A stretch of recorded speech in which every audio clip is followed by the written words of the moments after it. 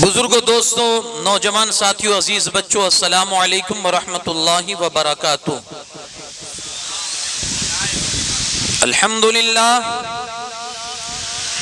الحمدللہ رب العالمین والعاقبۃ للمتقین، والصلاة والسلام علی سید الانبیاء والمرسلین وعلى آلہ الطیبین واصحابہ الطاہرین اجمعین، اما بعد فاعوذ باللہ من الشیطان الرجیم، بسم اللہ الرحمن الرحیم۔ ومن یقترف حسنة نزد له فیہا حسنا، آمنت باللہ صدق اللہ العظیم، وبلغنا رسولہ النبی الامین الکریم، وَنَحْنُ عَلَى ذَلِكَ لَمِنَ الشَّاهِدِينَ وَالشَّاكِرِينَ وَالْحَمْدُ لِلَّهِ رَبِّ الْعَالَمِينَ۔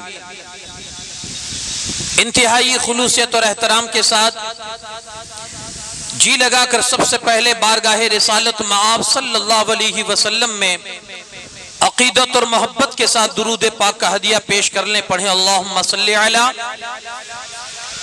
سیدنا شفیعنا نبینا مولانا محمد کما تحب و ترضا بان تصلی علیہ صلاۃ و سلام علیک یا رسول اللہ صلی اللہ تعالی علیہ وسلم۔ نبی پاک صلی اللہ علیہ وسلم کا ارشاد پاک ہے، جو بندہ مجھ پر درود پڑھنا بھول گیا وہ جنت کا راستہ بھول گیا۔ ایک بار پورا مجمع جی لگا کر پڑھیں اللہم صلی علی سیدنا شفیعنا نبینا مولانا محمد کما تحب و ترضا بان تصلی علیہ صلاۃ و سلام دائما علیک یا رسول اللہ صلی اللہ تعالی علیہ وسلم۔ محترم سامعین حضرات، آج کی اس گفتگو میں نے جو آیت کریمہ آپ کے سامنے تلاوت کی ہے،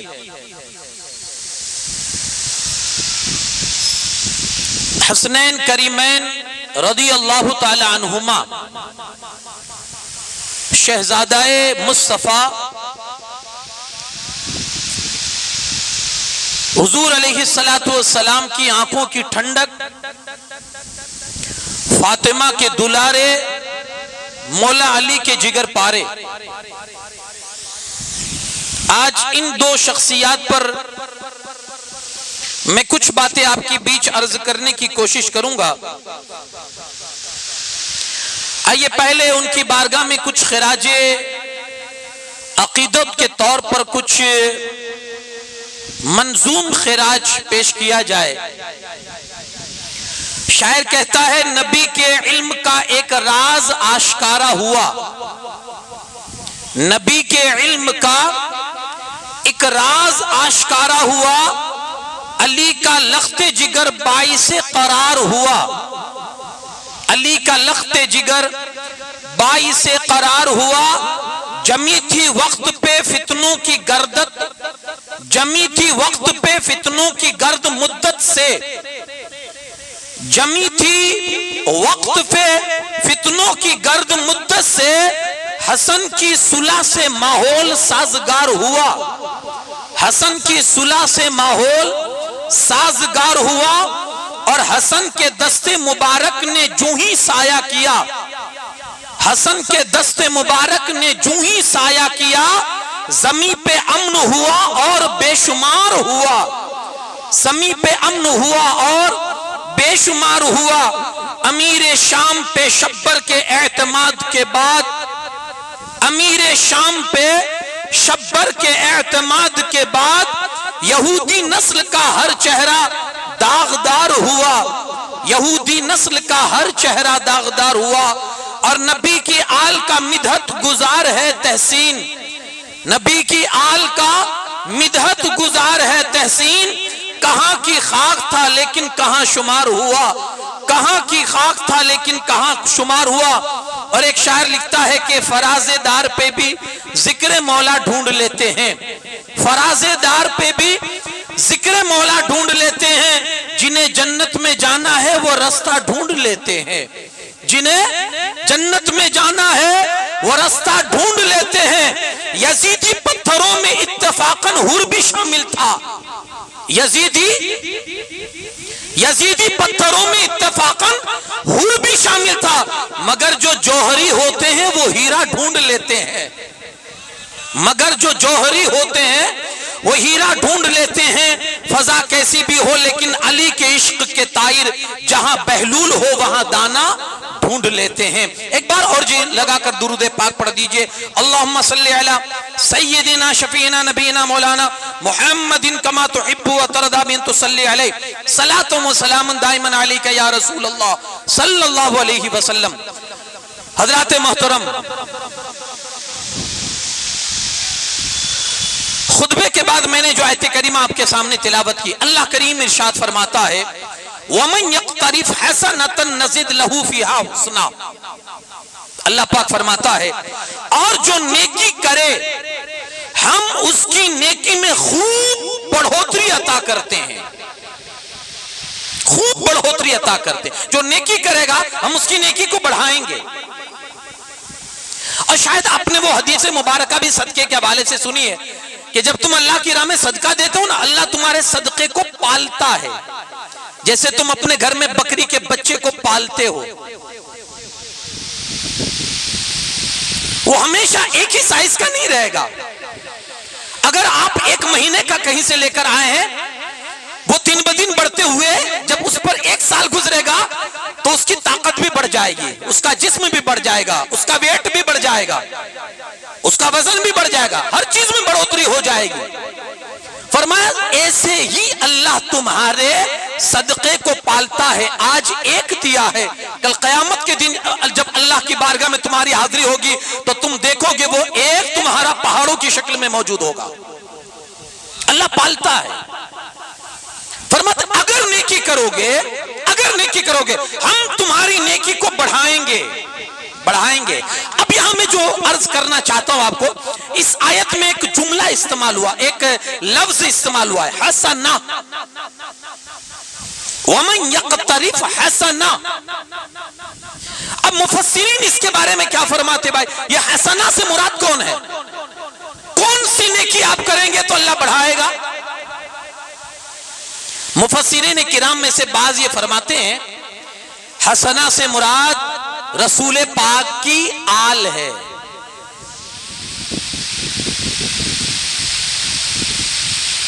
یعنی اس آل کی محبت۔ اب مطلب کیا ہوا پوری آیت کا؟ اگر تم رسول اللہ کی اہل بیت سے محبت کو بڑھاؤ گے تو اللہ اس نیکی کو اور بھی زیادہ فرما دے گا۔ وَمَنْ يَقْتَرِفْ حَسَنًا، اگر تم نے بڑھائی یعنی محبت، تم نے ایک قدم بڑھایا، اللہ فرماتا ہے ہم تمہاری محبتوں کو 10 قدم کے برابر آگے بڑھا دیں گے۔ یہ یعنی اگر تم نے یہ نیکی کی، گویا پتا کیا چلا، اس آل کی محبت بھی نیکی ہے اور اسے اللہ پسند فرما کر اس میں ہمیں بڑھوتری عطا کرتا ہے، زیادتی عطا فرماتا ہے۔ فرمایا جس نے بھی یہ نیکی کی اللہ کریم اس کی اس نیکی کو اور بھی آگے بڑھاتا ہے۔ اب اس کے حوالے سے چند حدیثیں عرض کر کے میں پھر آگے اپنے مضمون کی طرف آؤں اور اپنا جو عنوان آج کا میرا جو ٹاپک ہے اس پر میں گفتگو کروں۔ اللہ کے رسول صلی اللہ علیہ وسلم کی حدیث پاک حضرت سلمہ بن اکوع فرماتے ہیں حضور علیہ السلام نے فرمایا کہ ستارے آسمان والوں کے لیے امان ہے، سلامتی ہے۔ جب تک آسمان میں ستارے ہیں نا، آسمان سلامت ہے، یہ اس کی حفاظت اور اس کی سلامتی کی گارنٹی ہے، ستاروں کا ہونا۔ ایسے ہی فرمایا رسول پاک صلی اللہ علیہ وسلم نے، میری اہل بیت یہ زمین والوں کے لیے گارنٹی ہے، جب تک یہ رہیں گے زمین والے تباہ نہیں ہو سکتے، زمین والے ہلاک نہیں ہو سکتے، کیونکہ یہ خون رسول کا حصہ ہے۔ کیا ہے؟ خون رسول کا حصہ ہے۔ گویا حضور ہمارے بیچ ہے، حضور ہمارے بیچ، اگرچہ اللہ پاک نے انہیں ظاہری طور پر وصال عطا فرما دیا، لیکن حضور آج بھی اپنی اولاد کی شکل میں ہمارے بیچ ہے، کیونکہ یہ رسول اللہ کا خون ہے، خون کا حصہ ہے، حضور کے خون کا حصہ۔ جب تک یہ رہیں گے فرمایا جیسے ستارے آسمان کے لیے امان ہے، میری آل زمین والوں کے لیے امان ہے۔ اس لیے اللہ سے یہ بھی شکر کرے کہ مولا تیرا شکر ہے کہ ہمارے بیچ ہے تو ہماری حفاظت کی گارنٹی ہے۔ ہماری حفاظت کی گارنٹی کہ ہمارے بیچ میں یہ موجود ہے۔ ایک اور حدیث حضرت حسن ابن علی کرم اللہ، حضرت حسن ابن علی سے مروی ہے، حضور علیہ الصلوۃ والسلام نے فرمایا ہر چیز کی بنیاد ہوتی ہے، ہر چیز کی ایک بنیاد ہوتی ہے، اور فرماتی اسلام کی بنیاد رسول اللہ کے صحابہ اور آپ کی اہل بیت سے محبت کرنا ہے۔ اگر اس بنیاد کو، اس جڑ کو، اس بنیاد کو اگر مضبوط آپ کو رکھنی ہے، آپ کے مکان کی بھی ایک بنیاد ہے، آپ بنیاد کے بغیر مکان کھڑا نہیں کرتے ہو، آپ خود جانتے ہو کہ بغیر بنیاد کے مکان کا کوئی بھروسہ نہیں، پتہ نہیں کون سی ہوا کا جھونکا اسے لے اڑ جائے، اس لیے آپ بغیر بنیاد کے مکان کھڑا نہیں کرتے ہو۔ کہا ہر چیز کی بنیاد ہے، ہر چیز کی بنیاد ہے۔ تو یارو اسلام کی بنیاد کیا ہے؟ یہ بنیاد مضبوط کیسے رہے گی؟ اس بنیاد کے اندر پختگی اور مضبوطی کیسے آئے گی؟ مصطفیٰ کریم صلی اللہ علیہ وسلم فرماتے ہیں تو یہ دو محبتوں کا سہارا آپ کو لینا ہوگا، ایک صحابہ اور اہل بیت کا۔ یہ محبت اگر آپ کے پاس ہے تو آپ کے دین کی بنیاد ہمیشہ مرتے دم تک بلکہ مرنے کے بعد بھی مضبوط رہے گی۔ ایک اور حدیث جس میں مصطفیٰ کریم صلی اللہ علیہ وسلم ارشاد فرماتے ہیں میں قیامت کے دن 4 شخصوں کا شفیع ہوں گا، شفاعت کرنے والا ہوگا، 4 بندوں کے لیے میں شفاعت کرنے والا ہوں گا، 4 قسم کے بندوں کے لیے میں شفاعت کروں گا۔ یہ میرے آقا صلی اللہ علیہ وسلم فرماتے ہیں۔ ایک، حضور نے فرمایا جو میری اولاد کی عزت اور ادب اور احترام کرے، اس لیے کہ وہ میری اولاد ہے، اس لیے کہ وہ میری نسبت بھی حضور نے ہمیں دے دی، آپ کی عزت ان کے اس لیے کہ وہ میری اولاد ہے، کا عزت کرے گا میں اس کی شفاعت کروں گا، میں اس کی شفاعت کروں گا۔ دوسری چیز فرمایا ان کی حاجت اور ضرورت جو بھی ہو وہ پوری کر دیا کرے، ان کی حاجت اور ضرورت جو بھی ہو وہ پوری کر دیا کرے۔ تیسرا فرمایا ان کے کاموں میں کوشش کرنے والا بنے، کبھی کبھی ایسے بھی موقع نکالے کہ اگرچہ ان کو آپ کی کوئی ضرورت نہیں ہے، اگرچہ وہ بالکل مطمئن اپنی زندگی میں، لیکن کبھی کبھی ایسے بھی موقع نکال لیا کریں کہ آپ ان کے کاموں میں جا کر تھوڑا ہیلپ کر دیں، تھوڑی کوشش کر دیں، آپ کی کوشش کل قیامت کے دن رسول اللہ کی شفاعت کا ذریعہ بن جائے گی، حضور کی شفاعت نصیب ہو جائے گی۔ اور چوتھا شخص وہ حضور علیہ السلام نے فرمایا جو دل اور زبان کے ساتھ ان سے محبت کرے، دل سے بھی کرے زبان سے بھی کرے، دونوں چیزیں ساتھ ہونی چاہیے، دل بھی ہونا چاہیے اور زبان بھی ہونا چاہیے اس محبت میں۔ فرمایا جب یہ محبت یہ رہے گی اور یہ 4 بندے جو حضور علیہ الصلوۃ والسلام نے جو گنوائے، کہا ان لوگوں کو جو یہ 4 قسم کے لوگ ہیں، فرمایا انہیں رسول اللہ صلی اللہ علیہ وسلم فرماتے ہیں قیامت کے دن اللہ میری شفاعت عطا فرمائے گا اور میں انہیں شفاعت کروا کر جنت حاصل کرواؤں گا۔ کوشش کریں یہ جو میں نے آپ کے سامنے بیان فرمایا۔ اب میں اپنے اصل عنوان کی طرف آؤں۔ مجھے آج حضرت امام حسن مجتبیٰ سرکار امن جن کو کہا جاتا ہے، اور یہ حضور علیہ الصلوۃ والسلام نے ایک حدیث پاک کا مفہوم بھی ہے جس میں حضور علیہ السلام نے ان کو ایسا فرمایا تھا، سرکار امن امام حسن مجتبیٰ رضی اللہ تعالیٰ عنہ اور امام حسین پاک رضی اللہ تعالیٰ عنہ، یہ 2 ذات بابرکات، یہ بے شمار مرتبہ آپ نے ان کی زندگی کے حوالے سے سنا ہے، اور شاید کوئی محرم ایسا ہمارا نہیں ہوتا ہوگا، یا بہت سارے مقامات بھی ایسے ہوتے ہیں جہاں ہم انہیں اپنی مجلسوں میں یاد کرتے ہیں، بلکہ لمحہ لمحہ جب بھی کبھی ایسا موقع آتا ہے ہماری زبانوں پر ان کا نام ہوا کرتا ہے۔ یہ کون ہے؟ رسول پاک صلی اللہ علیہ وسلم کے شہزادے ہیں۔ حضور علیہ الصلوۃ والسلام فرماتے ہیں میری جنت کے 2 پھول ہیں، میری جنت کے 2 پھول ہیں۔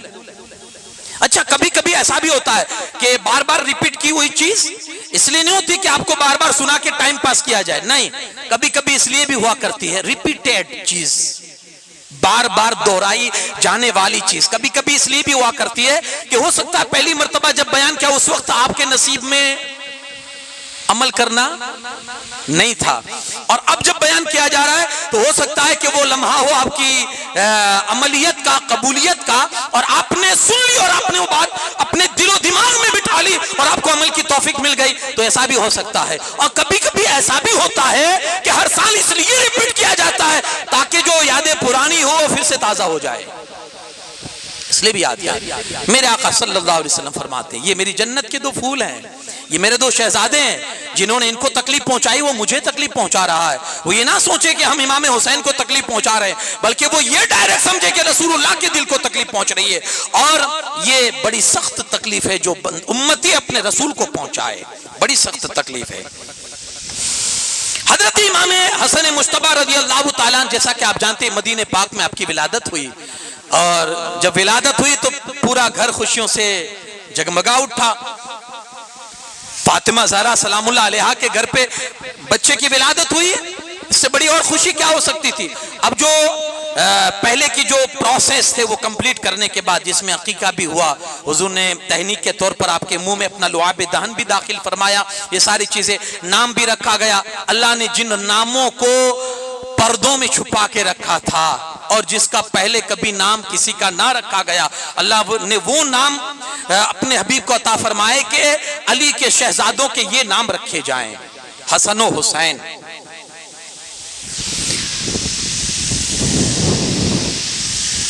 اور اب یہ پرورش پا رہے ہیں, بچپن کا زمانہ, رسول اللہ صلی اللہ علیہ وسلم کی جو محبت ان کے ساتھ تھی یہ بھی آپ نے ملاحظہ فرمایا, جن کے لیے سجدے لمبے کیے گئے.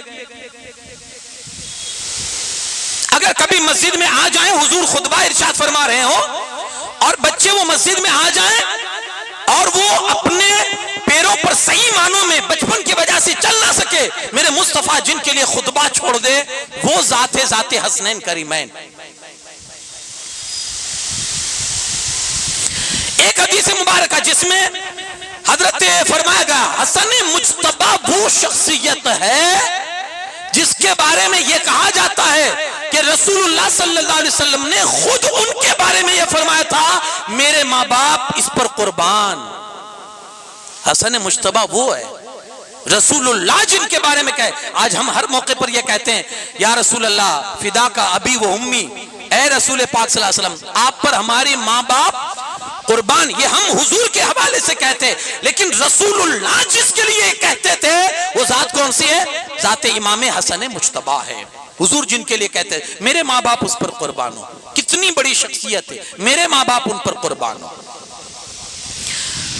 انس ابن مالک رضی اللہ تعالیٰ عنہ کہتے ہیں امام حسن سے بڑھ کر کوئی مصطفیٰ کے ہم شکل یا مشابہ نہیں تھا. امام حسن سے بڑھ کر اتنے رسول اللہ صلی اللہ علیہ وسلم سے مشابہ تھے, اور مشابہ بھی تھے, اور پھر بچپن سے ایسا ساتھ مصطفیٰ کا ملا اور حضور کی طرف سے ایسی تربیت ملی امام حسن مجتبی رضی اللہ تعالیٰ عنہ کو. فتاوی رضویہ شریف میں علامہ علی قاری حنفی مکی کے حوالے سے یہ بات نقل ہے, وہ کہتے ہیں کہ مجھے اکابرین سے یہ بات پہنچی ہے کہ جب امام حسن مجتبی نے فتنہ اور فساد نہ ہووے, اس لیے فتنہ اور فساد نہ ہووے اس لیے جب امام حسن مجتبی نے اپنی خلافت چھوڑ کر حضرت امیر معاویہ کے سپرد کر دی, سنیے گا, فتنہ نہ ہووے, جھگڑا نہ ہووے, ہٹ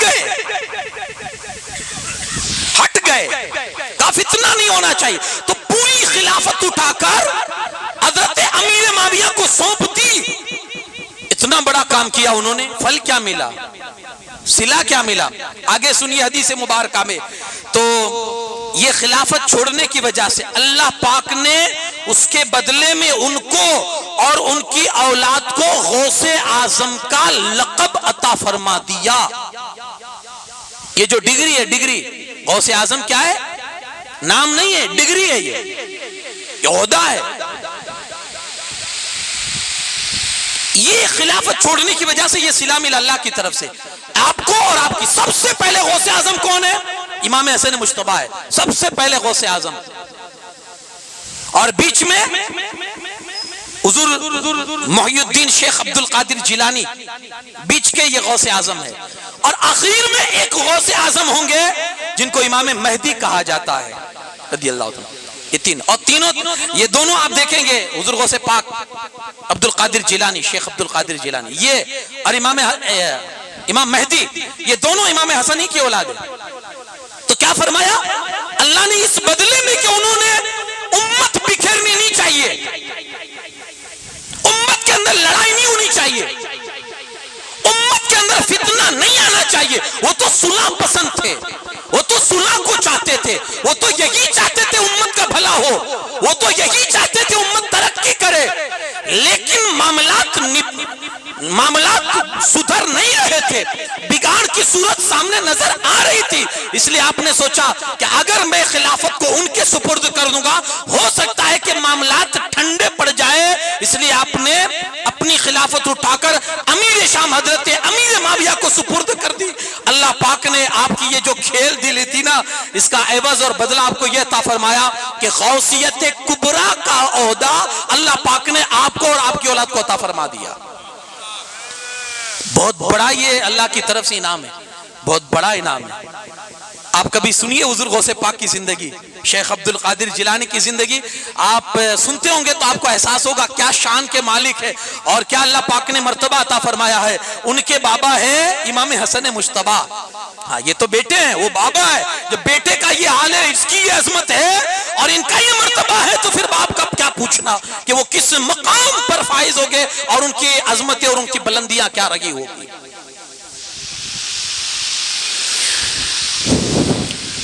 اتنا بڑا مقام ہے. آج اگر کوئی بہت بڑے عہدے پر فائز ہو یا آپ کی مسجد کا کوئی امام یا کوئی پیر صاحب ہو, اگر ذرا سی اونچی آواز میں کوئی بات کر دے نا, اس کا جینا مشکل ہو جاتا ہے, اس کا جینا. اب امام حسن مجتبی کی زندگی کا میں ایک پہلو, ایک رخ آپ کے سامنے رکھوں گا آج کی اس گفتگو میں. جو نمایاں صفت ان کے اندر تھی, ایک نمایاں خوبی امام حسن مجتبی کے, وہ یہ کہ بڑے حلیم الطبع تھے. کیا مطلب؟ بڑے بردبار, بڑے ٹھنڈے مزاج, بڑے لیٹ گو کرنے والے. میں یہ آپ کے لیے آسانی کر رہا ہوں. بڑے بردبار تھے. آج امام حسن کے چاہنے والوں کے لیے آج اس چیز کی بھی ضرورت ہے کہ وہ اپنے اندر یہ صفت پیدا کرے. ہم بڑے سخت ہیں, ہم بڑے سخت ہیں. ہمارے پاس گالی کا جواب گالی ہی ہے, دعا نہیں ہے. کوئی اگر بڑی بات اگر ہم سے کر دے اور ہم کسی عہدے پر فائز ہو, ہم کسی اسٹیٹس لیول پر ہماری ذات ہو اور ہماری ایک اہمیت ہو, اور کوئی ہم سے اونچی آواز میں بات کر دے, ہم اس کا جینا مشکل کر دیتے ہیں. سنیے کتنی بڑی شخصیت ہے. میں نے 2-4 حدیثیں آپ کو جو سنائی, اللہ کے رسول صلی اللہ علیہ وسلم. اچھا, صحابہ کرام نے بھی ان کے بچپن کے زمانے میں حضرت سیدنا صدیق اکبر رضی اللہ تعالیٰ عنہ ہے, عمر فاروق اعظم کا بھی زمانے میں حضرت حسنین کریمین تھے حضرات, پھر حضرت عثمان غنی رضی اللہ تعالیٰ عنہ کے زمانے میں. اب جیسے جیسے زمانہ آگے بڑھا, ان کی عمریں بھی آگے بڑھ رہی ہے. سیدنا صدیق اکبر جیسی شخصیت و ذات جس کو اپنے کاندھے پر اٹھا کر فخر محسوس کرے اور فرماتے ہیں کہ میں اپنی اولاد سے زیادہ ان کی اولاد سے محبت کرتا ہوں کیونکہ یہ رسول اللہ کی اولاد ہیں. تو یہ ان کا مقام اور مرتبہ کیا ہے. لیکن اب آئیے ان کی زندگی کا میں ان کی زندگی کی ایک جھلک آپ کو دکھاؤں. فرماتے ہیں امام حسن مجتبی, اگر مجھے کوئی ایک کان میں گالی دے, ایک کان میں مجھے گالی دے اور دوسری کان میں مجھ سے معافی مانگے, ایک کان میں گالی دے اور دوسرے کان میں معافی مانگے, فرمایا میں اسی وقت اس کو معاف کر دوں گا, اسی وقت معاف کر دوں گا. ہے معافی کہیں ہماری زندگی میں؟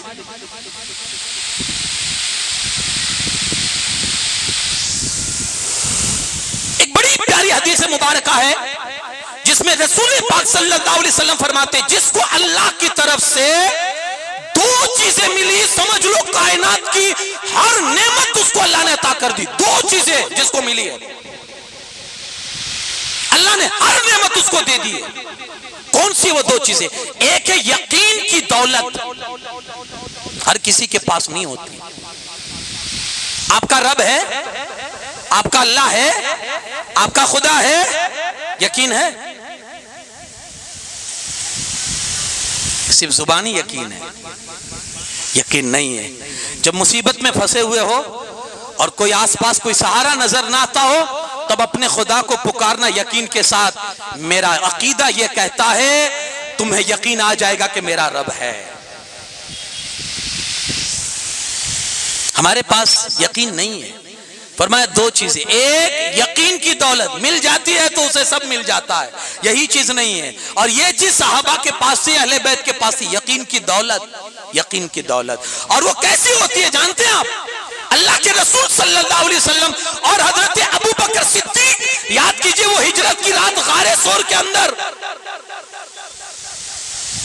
دشمن غار کے دروازے پر پہنچ چکا ہے، حضرت ابو بکر اپنی ماتھے کی آنکھوں سے ان کے پیروں کو دیکھ رہے ہیں، اور وہ کہہ بھی رہے ہیں یا رسول اللہ پہنچ گئے، اب تو بالکل قریب، اب تو پھنس گئے، اب تو مار ہی دیں گے، اب تو مار ہی ڈالیں گے، بہت نزدیک آ چکے ہیں۔ میرے مصطفیٰ کریم صلی اللہ علیہ وسلم بڑے اطمینان سے بیٹھے ہوئے تھے، اس وقت بڑے اطمینان سے میرے آقا نے فرمایا لا تحزن ان اللہ معنا، ابو بکر غم نہ کر، میرا خدا ہمارے ساتھ ہے۔ یقین ہے، یہ دشمن دروازے پر ہے، ننگی تلواریں لیے کھڑا ہے، اور پھر بھی میرے آقا مطمئن ہے، کیوں؟ یقین کی دولت تھی ان کے پاس کہ میرا رب ہے۔ ہاں، فانوس بن کے جس کی حفاظت ہوا کرے، وہ شمع کیا بجھے جسے روشن خدا کرے۔ نہیں ہے ہمارے پاس، یہ نہیں ہے، یہ جسے ملتی ہے اسے کائنات کی دولت مل جاتی ہے۔ اور دوسری چیز فرمایا، ایک یقین کی دولت، اور دوسری چیز ہے معاف کرنے کی دولت، یہ بھی نہیں ہے، یہ بھی نہیں ہے، معاف کرنے کی دولت۔ کسی کا اگر غلطی سے کوئی بائک ٹچ ہو جاتا ہے نا، وہ بیچارہ معافی بھی مانگ رہا ہے، سوری سوری، کیا سوری سوری کر رہا ہے؟ ٹھونکتی گاڑی، اب سوری سوری کر رہا ہے، نہ کہنے کی باتیں سنا ڈالتے ہیں۔ ہمارا دل اتنا سخت ہو چکا ہے، یعنی اگنور کرنا ہی نہیں، ہم کو سمجھوتا کرنا ہی نہیں ہے، معاف کرتے ہی نہیں ہے۔ یعنی ہمارا معاملہ یہ ہو گیا ہے کہ ہمیں سب معاف کرتے پھرے، ہم کسی کو معاف کرتے نہ پھرے، ہم سب کو گالیاں دے، ہمیں کوئی گالیاں نہ دے۔ واہ بھائی، بڑی پیاری حدیث ہے، میرے آقا صلی اللہ علیہ وسلم فرماتے ہیں جو دنیا میں کسی کو جتنا جلدی معاف کرے گا، قیامت کے دن اللہ اس کو بھی اتنا جلدی معاف فرمائے گا، جتنا جلدی معاف کرو گے۔ یار یہاں کے لیے نہیں تو وہاں کے لیے تو کرو جلدی، یہاں کے لیے نہیں تو وہاں کے لیے تو جلدی کرو، کہ چلو جلدی سے معاف ہو جائیں گے، وہاں کیا حال ہوگا؟ یہ دو چیزیں کہاں نہیں ملتی، اور جس کو ملتی ہے کائنات مل جاتی ہے، اس کو کائنات مل جاتی ہے۔ تو فرمایا حضرت امام حسن مجتبی نے، جو مجھے ایک کان میں گالی دے اور دوسرے کان میں معافی مانگے نا، میں اسے اسی وقت معاف کر دوں گا۔ یہ ان کا اخلاق تھا، یہ ان کی سیرت تھی۔ اچھا، یہ صرف زبانی دعوے نہیں ہے کہ چلو کہہ دیا، کہنے والے بہت ہیں اسٹیج پر، آج مجھے بھی اگر کوئی گالی دے گا میں اتنی جلدی برداشت نہیں کروں گا۔ کہنا آسان ہے لیکن کر کے دکھانا یہ بڑا ڈیفیکلٹ ہے، بڑا مشکل ہے مسئلہ۔ لیکن امام کی زندگی جب آپ پڑھیے تو آپ کو پتا چلے گا، جو کہا وہ کر کے دکھایا، بلکہ چاہے پہلے دکھایا بعد میں کہا، کیونکہ یہی سیرت انہوں نے رسول اللہ سے دیکھی تھی اور رسول اللہ کی پڑھی تھی کہ حضور نے ساری چیزیں پہلے کی ہے بعد میں فرمائی ہے۔ اب آپ دیکھیے ان کی زندگی میں یہ ساری چیزیں کہاں ہیں کہ آپ نے قوم سے یہ کہا ہو کہ گالیاں بھی دو گے تو بھی ہم برداشت کریں گے؟ ایسا ہوا ہے، ایک وقت مدینہ کے اندر ایسا بھی آیا تھا کی بات کر رہا ہوں، اور دوسری جگہوں کی بھی میں آپ سے بات کر رہا ہوں۔ مسجد کے منبر پہ کھڑے ہو کر مولا کائنات علی شیر خدا کرم اللہ تعالی وجہ الکریم کو گالیاں دی جاتی تھی، اور حد یہ ہے امام حسن اور امام حسین اسی مجلس میں بیٹھے ہوئے رہتے تھے، لیکن آپ اف تک نہ کرتے تھے۔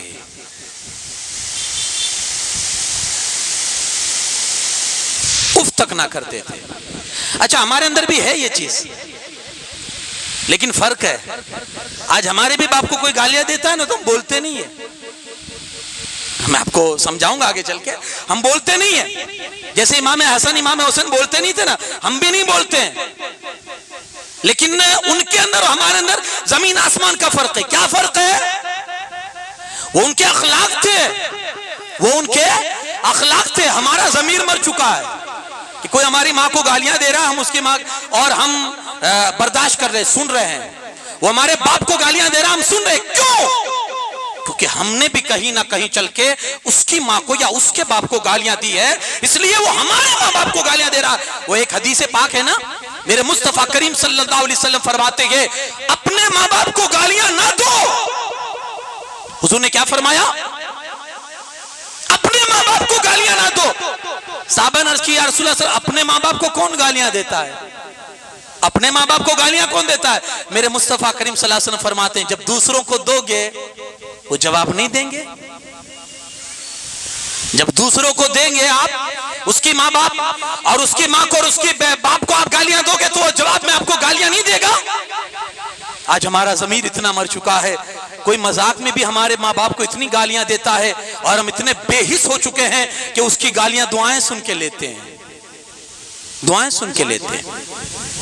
بات آگے نکل جائے گی. میں امام حسن مجتبی رضی اللہ تعالیٰ عنہ کے حوالے سے یہ عرض کر رہا تھا کہ منبر پر کھڑے ہو کر مولا کائنات علی شیر خدا کرم اللہ تعالیٰ وجہ الکریم کو برا بھلا کہا جاتا تھا اور یہ ذات تھی برداشت کرتی تھی. بلکہ مروان جو ہے نا، مروان، اچھا کوئی ایسا بھی کہہ سکتا ہے کہ ڈرتے ہوں گے، حکومت ان کے پاس تھی نا اس لیے یہ ڈرتے ہوں گے کیونکہ حکومت ان کے پاس تھی. اچھا تو ہر معاملات میں ڈرنا چاہیے. وہی مروان جو مولا علی کا سخت دشمن تھا، راستے میں ملتا تو بھی روک کر گالیاں سناتا تھا اور بلا بھلا کہتا تھا، روک کر امام حسن اور امام حسین کو. لیکن اب بھی آپ ان کا اخلاق دیکھیے، کچھ نہیں کہتے تھے، اسے بولنے دیتے تھے. چونکہ یہ چیز کہاں سے سیکھی تھی؟ مولا علی کی زندگی میں سے سیکھی تھی. مولا علی نے کہاں سے سیکھی تھی؟ گالیاں سن کے دعائیں دینے والے آقا ہے نا، وہ عمل میں لاتے تھے.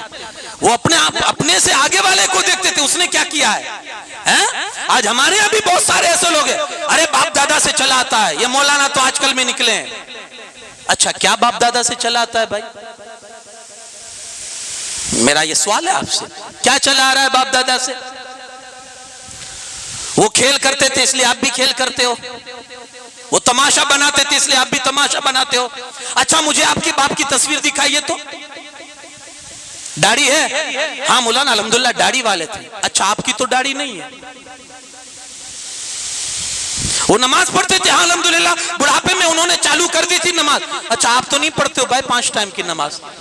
آپ نے جب ٹھان لیے کہ میرے باپ دادا کرتے تھے تو میں بھی کروں گا، تو یہ چیز بھی تو کرو.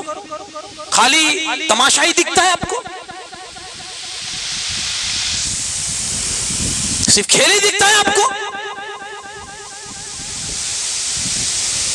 اصل اپنے باپ دار کا، اپنے باپ اور اپنے دادا کا وفادار تو وہ ہوتا ہے کہ جو یہ تھی ان کی زندگی تھی کہ جیسا اپنے باپ دادا کی زندگی کو پڑھا دیکھا اسی پر عمل کر گئے. امام حسن پاک، امام حسین پاک، مروان کھڑے ہو کر گالیاں دیتا تھا، گالیاں. اب یہ تھوڑا مولا علی کی زندگی میں بھی آپ دیکھ لیں تاکہ آپ کہیں گے باپ نے کہاں برداشت کیا، پہلے وہ بھی تو دیکھ لینا. مولا علی کرم اللہ تعالیٰ وجہ الکریم کسی جگہ مارکیٹ سے نکل رہے تھے، ایک بندہ مولا علی کو گالیاں سنا رہا تھا، گالیاں سنا رہا تھا. علی وہ، علی وہ، علی ایسا، علی ایسا، گالیاں سنا رہا تھا. مولا علی آگے بڑھ رہے، ایک بندے نے روک کر کہا حضور وہ آپ کو گالیاں دے رہا ہے. آپ نے کہا کس کو؟ کہا وہ علی علی کہہ کر گالیاں تو دے رہا ہے، وہ آپ کو گالیاں دے رہا ہے. جواب سنیے مولا کائنات علی شیر خدا کرم اللہ تعالیٰ وجہ الکریم کا. مولا علی فرماتے ہیں وہ کسی اور علی کو گالیاں دیتا ہوگا، میرے خدا نے تو اس علی کو بہت مرتبہ عطا فرمایا ہے. بالکل اگنور کرنے کا، بالکل لیٹ گو کرنے کا.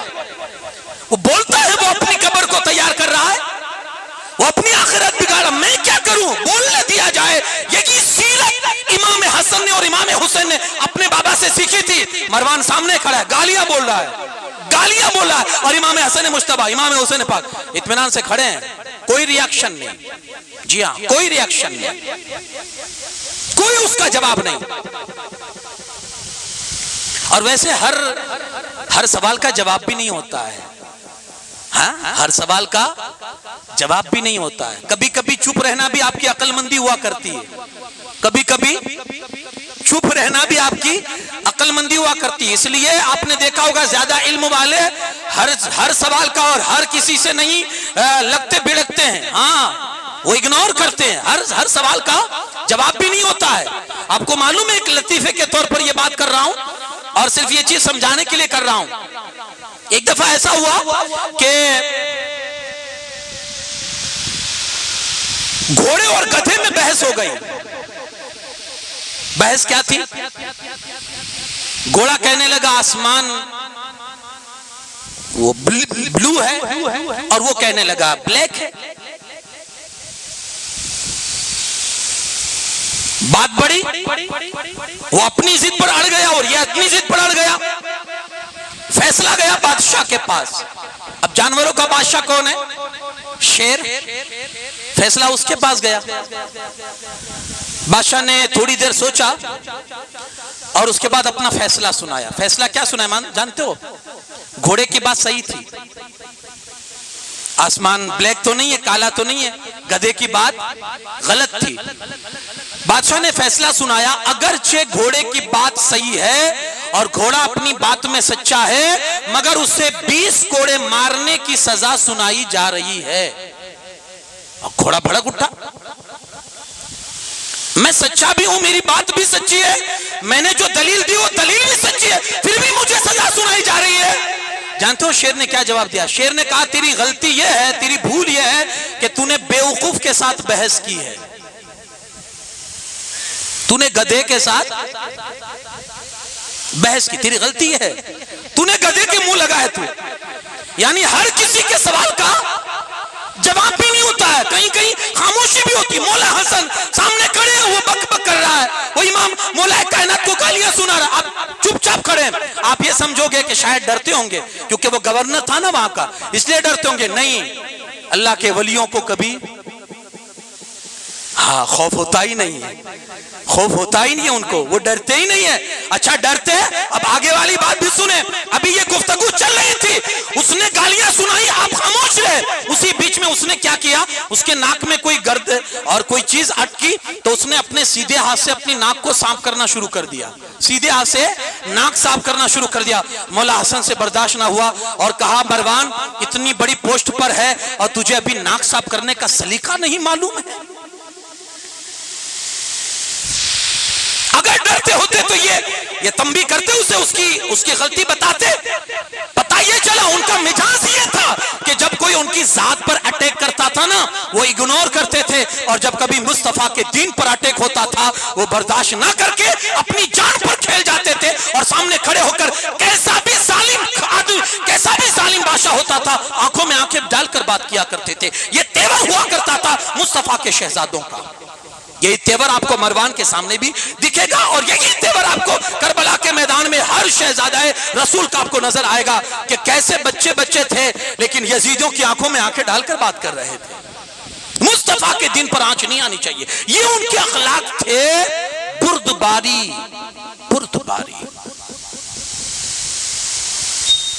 اتنے ٹھنڈے مزاج کے اللہ پاک نے ان کو بنایا تھا کہ وہ کسی بھی غلط بات کا اثر ان کی زندگی پر کوئی ایفیکٹ نہیں ڈالتا تھا، کوئی اثر نہیں ہوتا تھا، اور ایسے انہوں نے آسان زندگی گزاری ہے. ہم بڑے سخت ہو چکے ہیں نا، اس لیے ہماری زندگی بھی بڑی مشکل ہو چکی ہے. زندگی کو آسان بنانے کا ایک فارمولا ہے، اپنے آپ کو آسان بناؤ. آپ مارکیٹ میں جا رہے ہیں، آپ دیکھیں آپ آسان ہیں، آپ دوسروں کے لیے کتنی آسانی پیدا کرتے ہیں، تبھی آپ کو سمجھ میں آئے گا کہ آپ سخت ہیں یا آسان ہیں. اگر کسی کا مسئلہ آپ کے ساتھ ہے، آپ کتنی آسانی اور کتنی سختی کرتے ہیں اسی سے آپ کو احساس ہو جائے گا. جب تک آپ خود اپنے آپ کو آسان نہیں بناؤ گے تب تک آپ دوسروں سے آسانی کی امید ہرگز نہ کریں. پہلے آپ کو آسان بننا ہوگا، آپ کو آسان بننا ہوگا. حضرت امام حسن مجتبی رضی اللہ تعالیٰ عنہ، حضور علیہ الصلوۃ والسلام نے ان کے حوالے سے فرمایا تھا ان ابنی ھذا سید لعل اللہ ان یصلح به بین فئتین عظیمتین من المسلمین. یہ حدیث آپ نے 12 سنی ہے. میرے مصطفیٰ کریم صلی اللہ علیہ وسلم فرماتے ہیں میرا یہ بیٹا سید ہے, سید. اچھا وہ سید پہلے بھی تھے, لیکن یہاں جو حضور سید بتا رہے ہیں وہ کون سا سید ہے وہ بھی سنیں.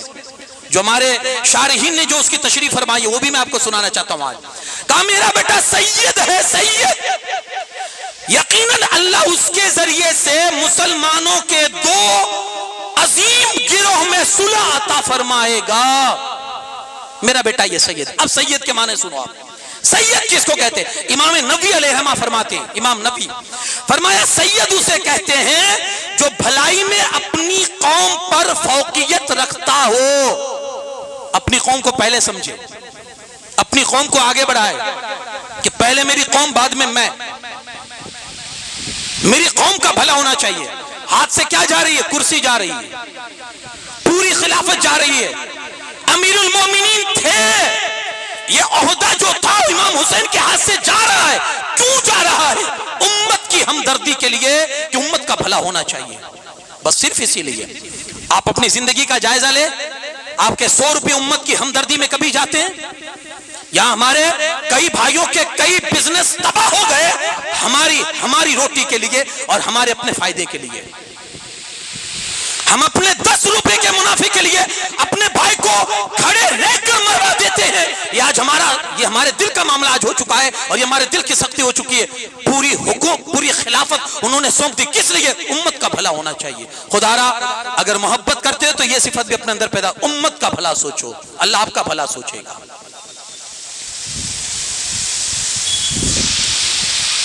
یہ قدرت نے یہ نیٹ ورک ہی بنایا ایسا. آپ دوسروں کے لیے, دوسرے آپ کے لیے. نیٹ ورک ہے یہ خدا کا. آپ کو دوسروں کے لیے پیدا کیا, دوسروں کو آپ کے لیے پیدا کیا ہے. دریا کبھی اپنا پانی نہیں پیتا ہے لیکن سبھی کی پیاس بجھاتا ہے. بھینس اپنا دودھ پیتی ہے لیکن سبھی کو پلاتی ہے. مقصد نہیں سمجھے اللہ کا. اللہ یہی فرماتا ہے میرے بندو اگر اس حکمت کو سمجھ جاؤ نا کہ تم تمہارے لیے نہیں ہو, تم اپنے لیے نہیں ہو, تم دوسروں کے لیے ہو, تو تمہیں زندگی گزارنے کا فلسفہ مل جائے گا, سکون مل جائے گا زندگی کیسے گزارنی چاہیے. فرمایا سید وہ ہوتا ہے جو اپنی قوم کی بھلائی کو سوچے. دوسرا سید وہ ہوتا ہے جو مصیبتیں اور تکلیفوں میں جس کے پاس اگر فریاد کی جائے اور وہ ان کے تمام معاملات کا ذمہ دار ہو اور ان کی تکلیف کو خود اٹھا لے اور ان کو تکلیف سے بچا لے, کہا وہ سید ہوا کرتا ہے. اب یہ چیز آپ حضرت امام حسن کی زندگی میں دیکھیں. دوسروں خود کو تکلیف میں ڈال کر دوسروں کو بچانا, یہ اگر کوئی سیکھے تو سید امام حسن مجتبی کی زندگی سے سیکھے. خود کو تکلیف میں ڈال لیا اور دوسروں کو بچا لیا. آپ کیا سمجھتے ہیں انہوں نے خلافت دے دی پھر آپ بالکل سیف تھے؟ نہیں, اتنا آپ کو ستایا گیا کہ آپ کو کوفہ چھوڑ کر مدینہ آنا پڑا. آپ جس مسلح پر نماز پڑھتے تھے وہ مسلح کھینچ لیا گیا, آپ کو نیچے گرا کر زخمی کر دیا گیا. آپ نماز پڑھے تھے, آپ کے پیر پر نیزہ مار کر آپ کو زخمی کر دیا گیا. کوئی کم ستم نہیں ڈھایا ہے. خلافت سونپنے کے باوجود بھی ان کے ساتھ یہ حرکتیں کی گئی ہے, یعنی خود کو تکلیف میں ڈال کر مسلمانوں کو تکلیف سے بچا لیا. اس ذات کو سید کہتے ہیں اور میرے آقا نے سید امام حسن کو فرمایا ہے. اور سنیں, فرمایا فرمان نبوی کا مطلب یہ ہوتا ہے کہ لوگ اپنے مصائب اور آلام میں, تکلیف میں اس کے پاس فریاد لائیں اور یہ تمام معاملات کا ذمہ دار ہو جائے اور ان کی تکلیف خود برداشت کر کے اپنی قوم کو تکلیف سے بچا لے. بعض علماء نے کہا سید اسے کہتے ہیں جو غصے کو عقل پر کبھی غالب نہ آنے دے. غصے کو عقل پر, ہمیشہ عقل سے کام لے, غصہ کبھی بھی اس کا کچھ نہ بگاڑ سکے.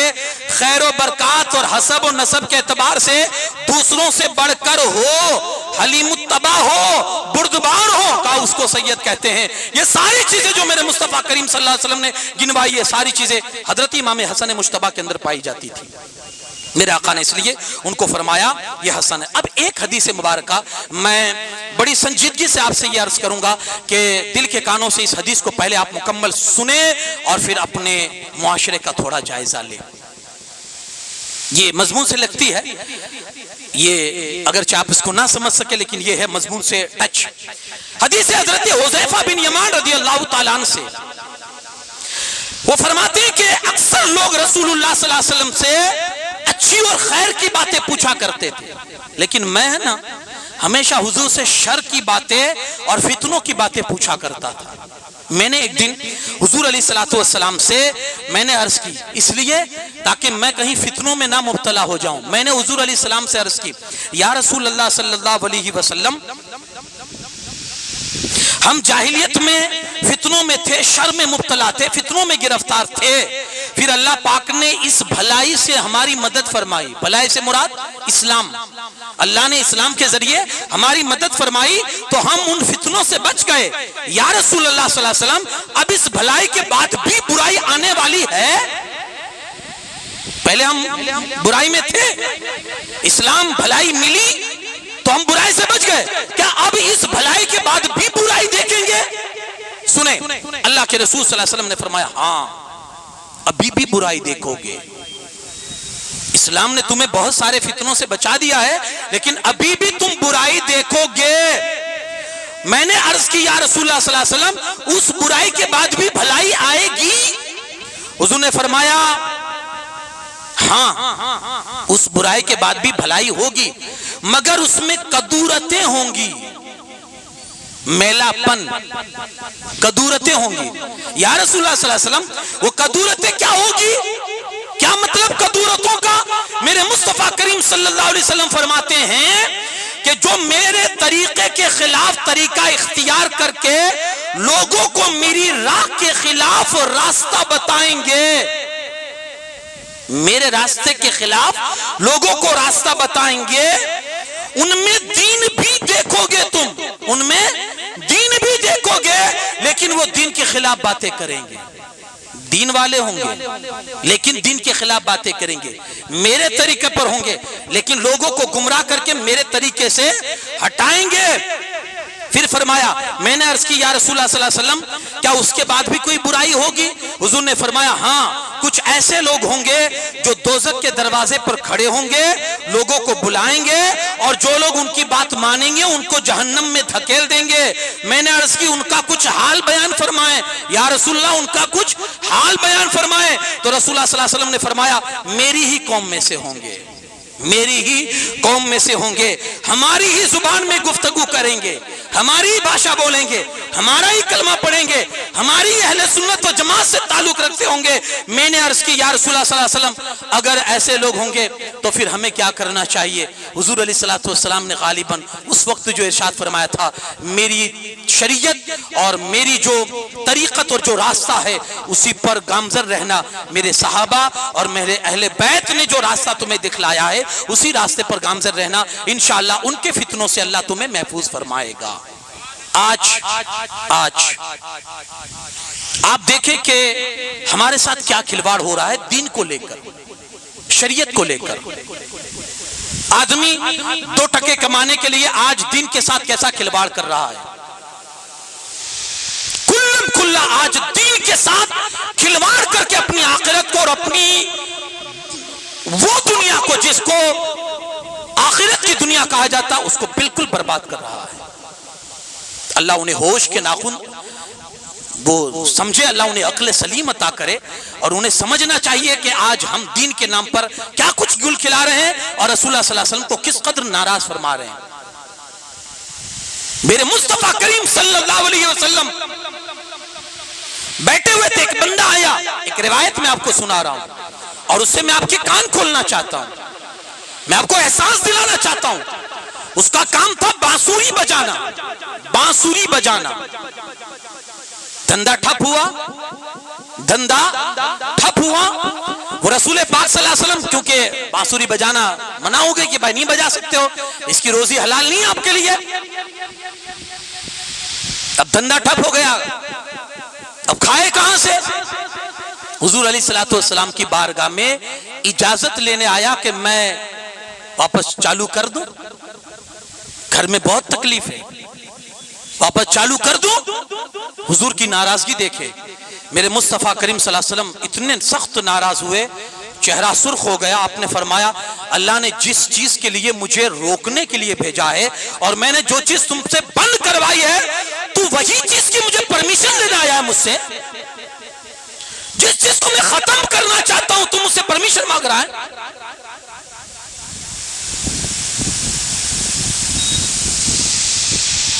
اب آپ کے ہاتھ میں کہ آپ تھوڑا دیکھیں کہ آپ کیا کر رہے ہیں. حضور کا دل تو نہیں دکھا رہے نا, یا ان کا دل دکھا کر کہاں جائیں گے بھائی.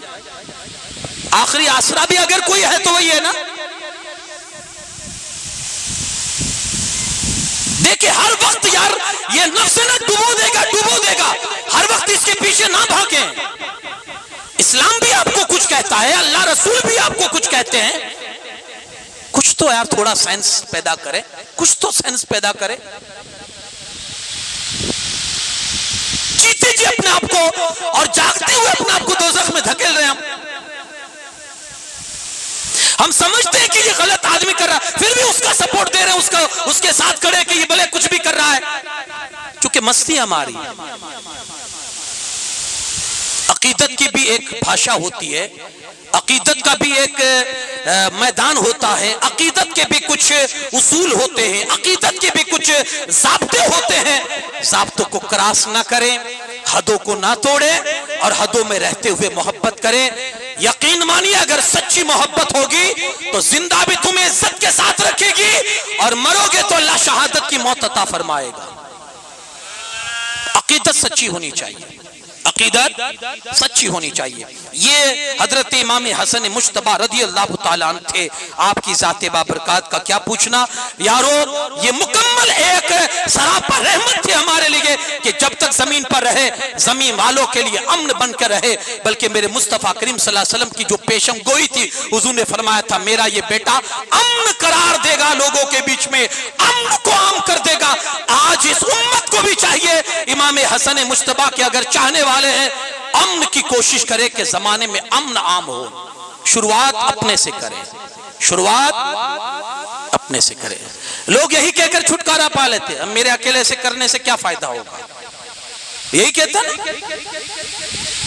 اب بھائی میں اکیلا سدھر گیا تو کیا سدھرا ہوا جائے گا. نہیں, یہ سوچ غلط ہے ہماری, یہ سوچ غلط ہے.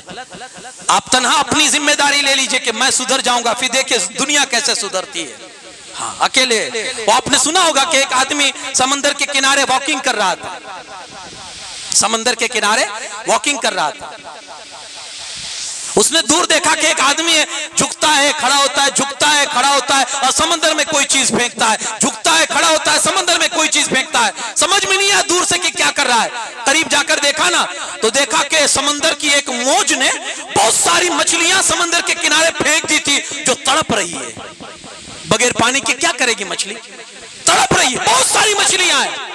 اور یہ بندہ کیا کر رہا ہے, ایک ایک اٹھا کے سمندر میں پھینک رہا ہے, ایک ایک اٹھا کے سمندر میں پھینک رہا ہے. وہ جو واکنگ کر رہا تھا, جو چل رہا تھا سمندر کے کنارے, اس نے قریب آ کر ہنسنے لگا. کہ بھائی کیوں ہنس رہے ہو, کہا تیرے کتنے کی جان بچا لے گا تو. اس نے کیا کہا, اس عمل سے تو کتنوں کو بچا لے گا. ارے یہ لاکھوں کی تعداد میں, ہزاروں کی تعداد میں مچھلیاں سمندر کے پار پڑی ہوئی ہے, کتنوں کو بچا پائے گا, اور تیری وجہ سے کتنوں کو فرق پڑے گا. اس واکنگ کرنے والے نے یہ جملہ بولا نا, تیری وجہ سے کتنوں کو فرق پڑے گا. تو وہ پھر جھکا, ایک تڑپتی مچھلی کو سمندر زمین سے اٹھایا, اور تڑپتی مچھلی کو اس نے جلدی سے سمندر میں پھینکا تو وہ موجوں کے اندر تیرتی ہوئی اندر چلی گئی. اس بندے نے جو مچھلیاں پھینک رہا تھا, اس نے اس واکنگ کرنے والے سے کہا, تو کہہ رہا ہے کہ کتنوں کو فرق پڑے گا, اس ایک مچھلی کو تو فرق پڑا نا, اس ایک کو تو فرق پڑا نا میرے کام سے. ہم یہ نہ سمجھے کہ ہماری وجہ سے کتنوں کو فرق پڑے گا. یار تو اپنی ذمہ داری لینا, بہت کو فرق پڑ جائے گا. اگر تیری زندگی آج کوئی اگر سدھرنے کی راہ پر جاتا ہے تو بھی ہم اسے بگاڑ دیتے ہیں, اور یہ شیطان کا کام ہم انجام دیتے ہیں. کوئی اگر شروع میں نماز پڑھنا شروع کرتا ہے تو ہم اسے پڑھنے نہیں دیتے. ہم اتنے سخت ہو چکے ہیں, اتنی شیطان کی صحبت ہمارے اندر اثر کر چکی ہے کہ جو اس کے کام ہے وہ ہم کر رہے ہیں. نہیں پڑھنے دیں گے کسی کو نماز, نہیں بولنے دیں گے کسی کو. کوئی بیچارہ اگر سچ بولنے کی بھی کوشش کرے, پتا ہے تو بڑا سچا بنتا ہے, پتا ہے بہت ایماندار بن گیا ہے تو, ہم نہیں کرنے دیتے اسے. ہمارے تانے اسے پھر سے اسی راہ کا مسافر بنا دیتے ہیں، ہماری زبان کی کرواہٹیں اسے پھر سے اسی راہ پر لا کر کھڑا کر دیتی ہے جس راہ کا وہ مسافر تھا، اور جس راہ پر وہ گمراہ تھا اسی راہ پر لا کر چھوڑ دیتی ہے۔ خدا را سینس پیدا کیجئے، احساس پیدا کیجئے، خود کو اپنے آپ کو سدھاریے، انشاءاللہ سماج بھی سدھرے گا، سماج بھی سدھار کی طرف آئے گا۔ اور کچھ امام حسین پاک رضی اللہ تعالیٰ کے حوالے سے عرض کر دوں، میں نے جو یہ امام حسن مجتبیٰ کی جو سیرت آپ کے سامنے رکھی نا، یہ ہو بہو شکل اور نقشہ اور سیرت آپ کو امام حسین پاک کی زندگی میں بھی نظر آئے گی۔ یہ جو معاملات ہے کہ بھائی صبر کا معاملہ ہے، برداشت کا معاملہ ہے، تو صبر میں تو جواب ہی نہیں ہے نا۔ برداشت کا معاملہ کیا ہے؟ وہ بھی آپ نے دیکھا کہ جب مسجدوں سے اور منبروں سے جب مولا علی کو جب گالیاں دی جاتی تھی، امام حسین بھی وہاں بیٹھے ہوئے ہوتے تھے، لیکن اف تک نہ کرتے تھے، صبر کرتے تھے، برداشت کرتے تھے، کیونکہ انہیں معلوم تھا کہ یہ کتنی بھی گالیاں دے دے، جنہیں اللہ عظمت عطا فرماتا ہے پھر انہیں اوج ثریا تک بلندیاں نصیب فرما دیتا ہے۔ گالیوں سے پھر ان کے مرتبے گھٹتے نہیں ہیں، گالیوں سے پھر ان کے مرتبے گھٹا نہیں کرتے ہیں۔ وہ جانتے تھے امام حسین کی بھی زندگی سیم آپ کو پڑھنے ملے گی اور سیم نظر آئے گی، کیسے مخلص بندے تھے۔ ہاں یار، ان کا اخلاص تو یہاں سے بھی پتا چلتا ہے، دین کو بچانے کے لیے، امت کو صحیح سے دین امت کے پاس پہنچے، ہم تک دین صحیح شکل میں پہنچے، اس کے لیے اولاد تک کو قربان کر دیا۔ اس سے بڑا اخلاص اور اس سے بڑی مخلص اور کیا مخلصی ہو سکتی ہے؟ یہ چیز سیدہ کے لال کے اندر، امام حسین پاک کے اندر تھی۔ میں نے ان کی زندگی کو بہت مرتبہ کتابوں میں پڑھا ہے۔ یارو آپ سنیں گے آپ کو احساس ہوگا کہ حضرت امام حسین رضی اللہ تعالیٰ ذات ببرکات یہ تھی۔ علامہ جامی علیہ رحمہ، بس مختصر گفتگو، علامہ جامی علیہ رحمہ فرماتے ہیں کہ ان کی شان یہ تھی کہ جب اندھیرے میں کہیں تشریف لے جاتے تھے نا، آپ کے جو رخسار تھے نا، گال، اللہ نے ایسا نور عطا کیا تھا، جہاں بھی اندھیروں میں جاتے تھے تو وہ لائٹ کا کام دیتے تھے، سارا اندھیرا روشنی میں تبدیل ہو جایا کرتا تھا۔ یہ حسن تھا، اور کیسے نہ ملتا کہ میرے مصطفیٰ کریم صلی اللہ علیہ وسلم فرماتے ہیں، حسین مجھ سے ہے اور میں حسین سے ہوں، تیری نسل پاک میں ہے بچہ نور کا، تو ہے آئین نور، تیرا سب گھرانہ نور کا۔ یہ وہ نور تھا، ان کو ملا تھا وہ نور، اور مصطفیٰ کے نور کا پھر کیا پوچھنا۔ کائنات کو جو نور ملا ہے مصطفیٰ کے نور ہی کے حصے میں ملا ہے، اور یہ صدقہ ہے۔ تو جس کے بارے میں سرکار یہ کہہ دے وہ مجھ سے، میں اس سے ہوں، پھر اس کے نور کا کیا پوچھنا یارو، پھر اس کے نور حسین کے نور کا کیا پوچھنا۔ یہ سیدنا امام حسین پاک رضی اللہ تعالیٰ عنہ تھے، لیکن ان کے اندر ایک وصف آپ ان کا میں آپ کو بتا کر پھر اپنی گفتگو ختم کرتا ہوں۔ امام حسن سے آپ کو کیا لینا ہے؟ ان کی زندگی سے برداشت اپنے اندر پیدا کرو، برداشت، ہاں یہ مادہ لانے کی کوشش کرو، اگنور کرنے کی کوشش کرو، لیٹ گو، جاتا کرنا، یہ پیدا کرے اپنے اندر۔ یہ آج کا میرا سبق امام حسن کی زندگی۔ اور امام حسین ایک بات فرماتے ہیں کہ جب آپ کسی قبر کو دیکھتے نا تو یہ فرماتے ہیں، یار اوپر سے کتنی اچھی لگتی ہے، کاش کے اندر بھی اچھی ہوتی۔ سمجھے کیسا سناٹا ہوتا ہے قبرستان میں؟ آپ کبھی بھی جائیں، ہاں بہت سارے سٹیوں میں ہم کو جانا ملا ہے اور ہم نے دیکھا ہے، وہ قبرستان سجاتے ہیں جیسے کوئی پارک ہے، کوئی باغیچہ ہے، ہاں وہ مکرانہ کی لادیاں اور وہ ماربل اور وہ ٹائلز جو لگی ہوئی ہوتی ہیں، قسم قسم کی قیمتی ٹائلز، ایک ایک قبر 50-50 لاکھ روپے میں، 50-50 ہزار روپے میں کمپلیٹ ہوتی ہے، اور ایسا پرسکون ماحول ہوتا ہے، ایسا پرسکون ماحول ہوتا ہے۔ یہ قبرستان کا نظارہ ہے، کتنا سناٹا ہے۔ امام حسین کہتے ہیں یہ سناٹا صرف باہر ہے، کوئی نہیں بتا سکتا۔ وہ فکر کرنی ہے وہ کہ اندر سدھرے، باہر سے تو آپ کا لڑکا سدھار دے گا، ہاں مکرانہ سے منگوائے گا وہ آپ کے لیے ماربل، اور ایسی قبر بنائے گا کہ پورے قبرستان میں ایسی قبر نہیں ہوگی، اور تختی بھی اتنی مہنگی بنوائے گا کہ جس پر بڑے شبدوں میں آپ کا نام لکھے گا، لیکن فائدہ کیا اس کا؟ زیرو۔ وہ اگر لاکھ روپے کی بھی قبر تیار کرتا ہے، باہر سے سنہری بناتا ہے، باہر سے چمکنے والی بناتا ہے، کیا فائدہ بھائی؟ کچھ نہیں۔ تو اندر کی جو چیزیں وہی فائدہ مند ہے، وہی فائدہ کارک ہے. تو یارو اندر کا سوچو، اندر کیا کرنا ہے. وہ آپ کا بیٹا نہیں، آپ کو سوچنا ہوگا جس کو قبر میں جانا ہے اندر کیا ہوگا. آخری روایت سنا دو. ایک بزرگ جا رہے تھے قبرستان میں، قبرستان کے قریب سے گزر ہوا تو کہا سوچا چلو یہاں فاتحہ پڑھ لوں اور پھر آگے نکل جاؤں. فاتحہ پڑھا، تھوڑی دیر بیٹھے اور ان قبرستان والوں کو اصالہ ثواب کرا. یہ عادت بھی بنائے کبھی کبھی قبرستان سے جب بھی آپ کا گزرنا ہو تو لوگ کہیں گے مولانا یہاں تو ہمارا گھر ہے، روز گزرنا ہوتا ہے، یہ تو قبرستان نہیں ہے، روز فاتحہ پڑھنے آئیں گے تو یہاں باپ کی قبر پر پڑھنے کا موقع نہیں ملتا ہے تو اوروں کی قبر پر کیا ملے گا.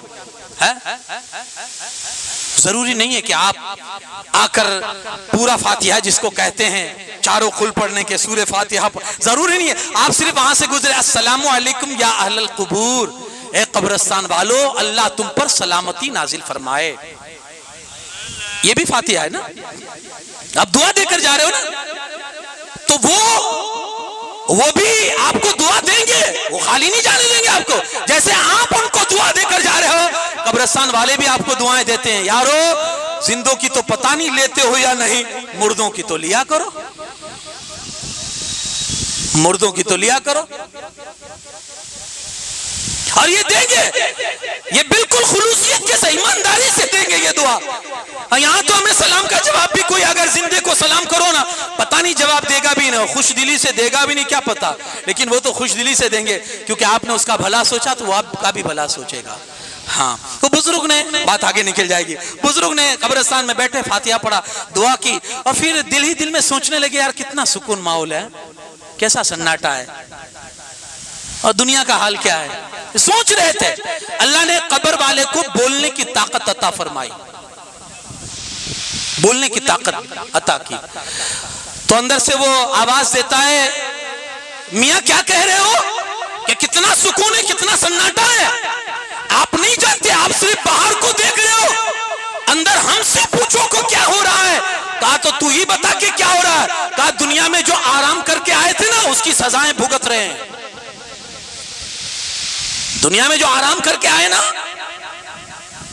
اس کی سزائیں بھگت رہے ہیں. یہ باہری سے سناٹا ہے، اندر کوئی سناٹا نہیں ہے. فکر امام حسین سنیے، اگر آپ زندگی میں چاہتے ہو قبر کا سکون نصیب ہو جائے تو جیتے جی قبر کے بہتر بنانے کا طریقہ جیتے جی کر کے جاؤ.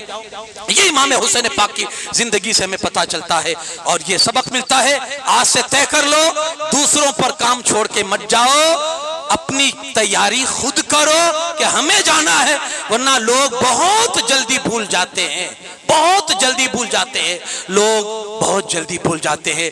اس کو آپ تسلیم کیجئے، تیاری خود کیجئے. اللہ کریم کہنے سننے سے زیادہ عمل کی توفیق عطا فرمائے. وما علینا الا البلاغ المبین.